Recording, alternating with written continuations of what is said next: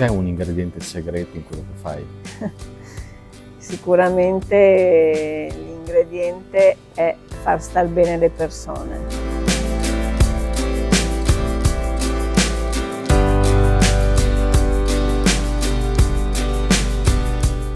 Baracca ad oggi è il mio secondo figlio, è il fratello di Andrea, e Baracca vuol dire benedizione.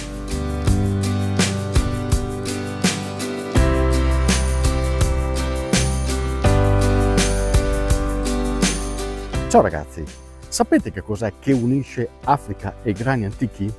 Siccome io la risposta la so, vi dico subito che la domanda è volutamente mal posta, perché la domanda corretta è: chi sa unire Africa e grani antichi? E la risposta è Francesca, che io voglio definire soprattutto un'appassionata di sapori mantovani, che lei declina nelle 1000 preparazioni tipiche di questa provincia splendida dal punto di vista gastronomico, quindi la pasta fresca, l'uso della zucca, i ravioli, il pane, i dolci, i caponsei che li fa, che sono una cosa deliziosa, insomma tante preparazioni per le quali attinge gran parte delle materie prime proprio dalla sua terra, dalla provincia di Mantova, e qui infatti siamo a Solferino. I grani antichi sono una sua recente scoperta. Qualche anno fa li ha scoperti e decise addirittura di cominciare a coltivarli, e da allora utilizzando la farina per tutti i suoi preparati. E quest'estate a raccogliere il grano, o meglio il farro, ci sono andato anch'io, quindi partiamo proprio da lì. Cos'è, che cereale è questo? Farro spelta. È una scelta? È una scelta, sì, è una scelta di vita e di grani antichi. Perché di vita? Perché la mia vita è legata alla terra, alla natura, al far star bene le persone e al buono che la terra ci può dare se non la inquiniamo. Quindi noi abbiamo cercato i grani antichi, li abbiamo seminati, diamo loro solo un po' di concime bio e poi non diamo nemmeno acqua, e loro forti e resistenti. Questo è il risultato. C'è sempre un qualcosa di sacro quando si parla dei cereali e del grano in particolare. È una sensazione che provi quando arriva questa stagione? Sì, ho i brividi a stare qui, e proprio come una religione per me, quindi anche quando vengo qui è comunque è il momento della raccolta, quindi è il momento del risultato, insomma, delle fatiche per arrivare a qui. Quindi quando tieni in mano una spiga cosa senti? Sento che questa spiga già da domani andrà avviata al mulino, verrà macinata a pietra e verranno fatte tante cose buone che proporremo ai nostri clienti ormai affezionatissimi. Quanto è importante la provenienza delle tue materie prime? È fondamentale. Allora, ovviamente non tutte le materie prime provengono dalla nostra produzione, però ogni giorno la ricerca è continua, quindi il produttore del burro piuttosto che del parmigiano, piuttosto che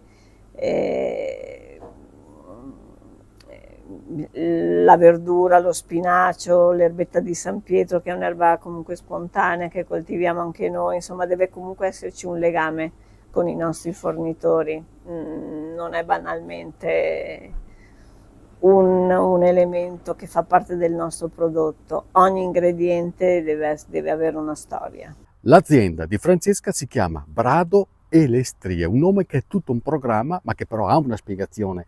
Brado è il soprannome che è stato dato a suo figlio, che lei stessa mi ha descritto come spirito libero, indomito, mentre le strie, le streghe, saranno probabilmente lei e le sue collaboratrici, che però, vi assicuro, sono tutto fuorché streghe. Anzi, in realtà dalle loro mani nascono delle genuinità pazzesche, non nascono certo elisir malefici o pozioni magiche, nascono invece delle preparazioni frutto di una passione profondamente radicata dentro di loro e che adesso quindi andiamo a scoprire. Da dove nasce questa passione per i sapori della tua terra e per la cucina? Allora, nasce nel 1991, dove ho iniziato la mia carriera da pastaia come secondo lavoro, perché dovevo pagare l'affitto e quindi mi sono trovata questo secondo lavoro, e poi da lì diciamo che se ne è stato il seme, piano piano mi è nata la passione fino ad aprire il mio primo laboratorio di pasta fresca. E per molti anni ho fatto questa attività, ho servito anche ristoranti, negozi, anche nelle città, Verona, Milano. E poi ho avuto un negozio che ho chiamato la dispensa contadina, dove comunque a parte i nostri prodotti c'erano anche delle cose ricercate delle aziende locali e non. Ho avuto un'esperienza con la trattoria Stangada, e quindi ho coltivato ancora di più la passione non solo per la pasta ma anche per il cibo. E poi ad un certo punto ho detto stop a tutto, mi sono presa un anno sabbatico e ho iniziato a coltivare la passione per i campi, per i grani antichi. Non è stato facile, però ce l'ho fatta, nel senso che ho cercato le sementi biologiche, ho fatto un po' una ricerca anche insieme a mio figlio dei grani che ci potessero anche rispecchiare e siamo partiti. Perché proprio i grani antichi? Perché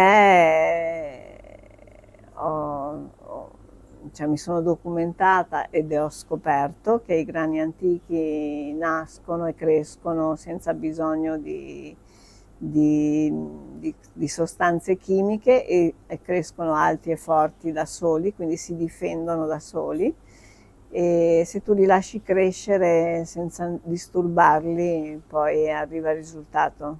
Cos'è questo? Questo è il Kisulin. Dimmelo ben, Kisu? Kisulin. La mantovanità pura. Esatto. Che è? I contadini a novembre, per recuperare lo strutto, quando ammazzavano i maiali, per recuperare lo strutto impastavano il Kisulin, che è il pane contadino. Dura e si conserva per 10-15 giorni, come insegnano i buoni contadini, non si sprecava nulla. E nasce il Kisulin, che è anche molto buono e molto gustoso da gustare con i salumi, i formaggi, con i marmellata, Nutella, con tutto. Sono arrivato all'ora giusta, insomma. Sei arrivato all'ora giusta. Ma ora, detto della cucina e detto dei grani antichi, resta quindi da parlare dell'Africa e dell'esperienza a tratti veramente estenuante che lì Francesca ha vissuto per lunghi anni. Si tratta di una storia intensa che l'ha portata alla fine all'ottenimento dell'affidamento di Baraka, un ragazzino, un bambino all'epoca, ora 14enne, del Kenya, che lei è riuscita a portare qui, dopo una lunga serie di vicissitudini, anche talvolta drammatiche, che forse non tutti, secondo me, sarebbero stati in grado di affrontare. Ma lei invece ha voluto tener duro, perché vedeva in questa speranza, la speranza di avere Baraka in affidamento, il segno di una rinascita, di un fuoco che era destinato a tornare ad accendersi dopo un momento particolarmente buio, difficile della sua vita. E questo ve lo dico perché ho potuto leggere il suo libro, nel quale ha riportato un po' tutta questa storia, tutte le avventure che ha dovuto vivere per ottenere l'affidamento di Baraka. Però Francesca, se non sbaglio, hai preso un po' il giro largo per arrivare qui. Sei stata fino in Africa, o sbaglio? Sì, giusto. Quell'anno in cui abbiamo seminato la prima volta i grani antichi. Che anno era? 2015. Era proprio ottobre 2015 quando siamo partiti io e mio figlio. Abbiamo seminato con il terzista i grani prima di partire, perché nel 2015 ancora ad ottobre era una stagione, diciamo, in cui si poteva seminare, perché adesso con questo clima bisogna comunque aspettare, se non dicembre, gennaio. E siamo partiti per l'Africa, che già io conoscevo, e anche Andrea, per ricucire una relazione familiare, ma abbiamo trovato una nuova abbiamo relazione. incontrato Baraka. Baraka ad oggi è il mio secondo figlio, è il fratello di Andrea, e Baraka vuol dire benedizione. Diciamo che è stato un incontro, appunto ci siamo di chi sceglie, perché lui è uscito con una furia da una stanza, è salito in braccio ad Andrea e lì è rimasto per tutto il giorno, lui viveva in un orfanatrofio. E poi anche lì, come i grani, è stato un seme seminato.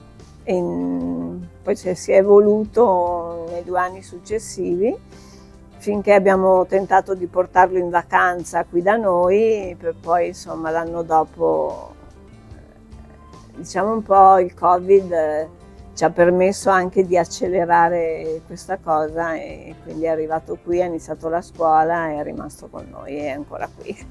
Quanto questo ti ha aiutato in questa esperienza lavorativa?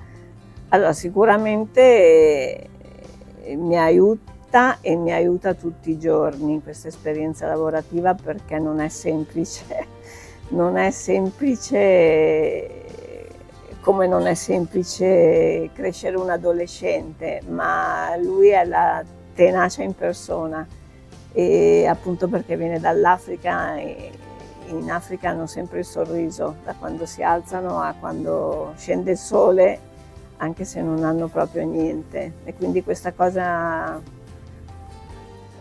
la faccio anche per lui. Quindi hai scelto. Ho scelto. Dimmi la verità, Baracca, Francesca è una brava cuoca? Sì, molto brava. Adesso lo scopriremo. Capunsei. Capunsei. Ma allora qui si può anche mangiare? Sì, certo, si può venire, degustare, fare un aperitivo. Addirittura. Sì. E visto che parliamo di aperitivo, Remo, ti può dare anche... Quanto? Diamo da fare anche al papà Remo che è qui Certo. con noi, vero? Dentro nei bicchieri, fuori. Baracca. Allora, i capunsei, un simbolo della mantovanità a tavola. Io personalmente li adoro, però la prossima volta vuoi tortelli di zucca. Giusto. Guardami in faccia, Sì, tortelli di zucca, garantito. va bene? Francesca, io ti ringrazio anche per la tua testimonianza. Cosa la culina in bocca? E buon appetito! Grazie. Finirli tutti e adesso Buon vedremo appetito. se sei bravo.